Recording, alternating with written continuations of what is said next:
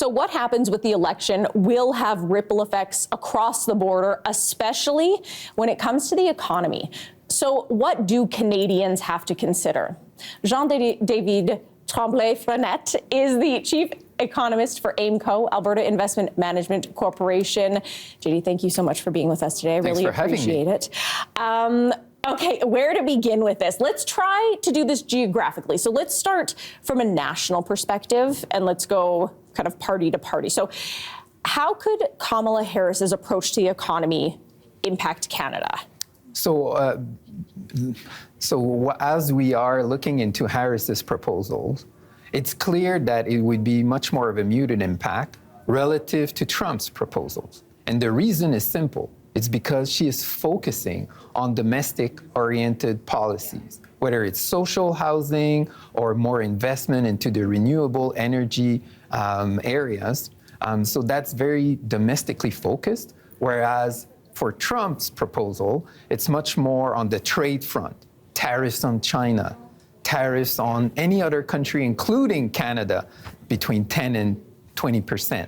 And so that could be very impactful for Canada, a whole lot more than in comparison to Harris's proposals. Yeah. What about from an Alberta perspective? So and that's nationally. Can you break it down to how we could see it in Alberta?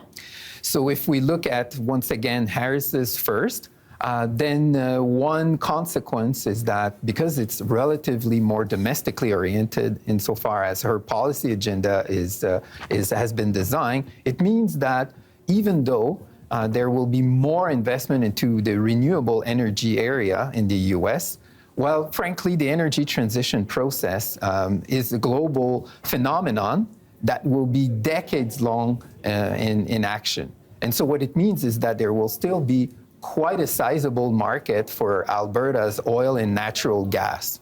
Similarly, even though Trump is saying that it will be a policy of drill, baby, drill in the US, it doesn't really matter so much for Canada and Alberta insofar as we now have the pipelines going through the BC coast and our natural gas and oil gets off on tanker boats off to our new friends in Asia.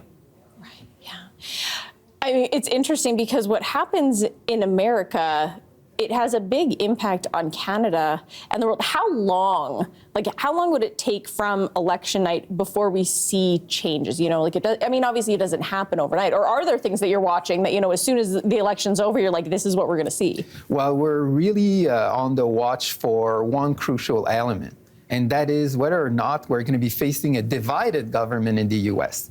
So the Congress is the legislative body in the U.S., and if the Senate goes to the Republicans, but the House of Representatives goes to the Democrats, then that would mean a divided government, regardless of who wins the White House.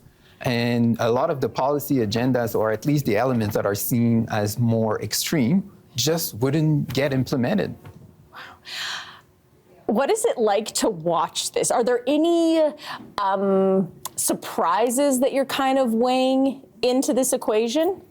I think that if we get like a divided government, then it truly means that we will be facing potentially a bit less concessions to be extracted out of Canada once we get into 2026, and it's time to renegotiate the trade agreement between Mexico, the U.S., and Canada.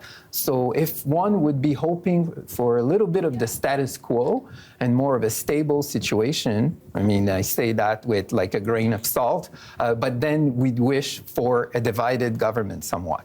Yeah. I know there's so many different elements that we can go into this. And again, as I was saying, like, this is like Christmas for you, right? Absolutely. Like when you, right? Popcorn night. Yeah, I was going to say. So we'll definitely be touching base with you afterwards to see how things shake out. Thank you so much for joining us. I really appreciate it. Thank you for having me once again.